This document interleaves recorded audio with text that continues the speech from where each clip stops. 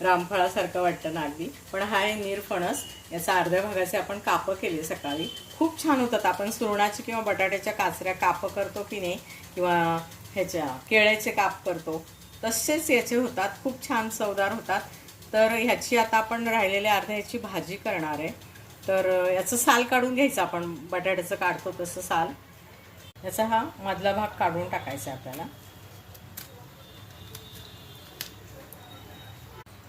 मधला भाग काढल्यानंतर याची आता अशी साल काढून घ्यायची, बटाट्याची काढतो तशी. याची सालं काढून घेतलीत. हा मधला भाग काढून घ्यायचा आणि आता याच्या बारीक फोडी आपण बटाट्याच्या किंवा भोपळ्याच्या करतो ना तशा फोडी करून घ्यायच्या.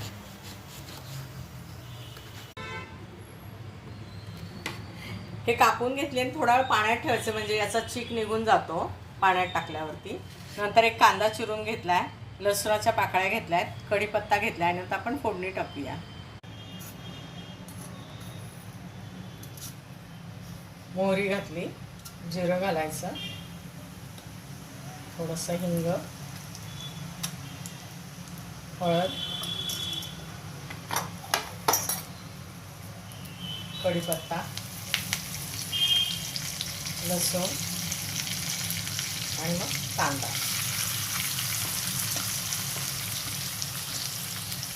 आता थोडंसं चवीनुसार मीठ घालूया, म्हणजे कांदा पटकन परतला जाईल.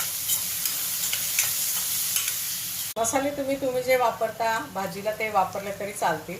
इथे मी गोडा मसाला आणि कांदा लसूण मसाला वापरते, कारण माझ्या प्रत्येक भाजीला हेच मसाले असतात. कांदा परतून झाला, मसाले परतून झाले की भाजी टाकून द्यायची आणि फक्त तेलामध्ये वाफेवरच शिजवायची.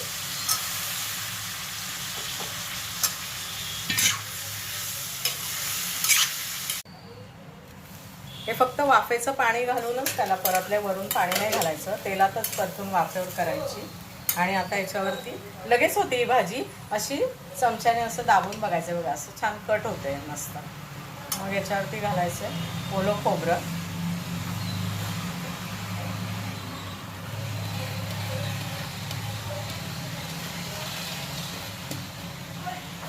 आणि याला फक्त एक वाफ द्यायची आता की आपली ही निरफणसाची भाजी तयार आहे. छान रेसिपी आहे.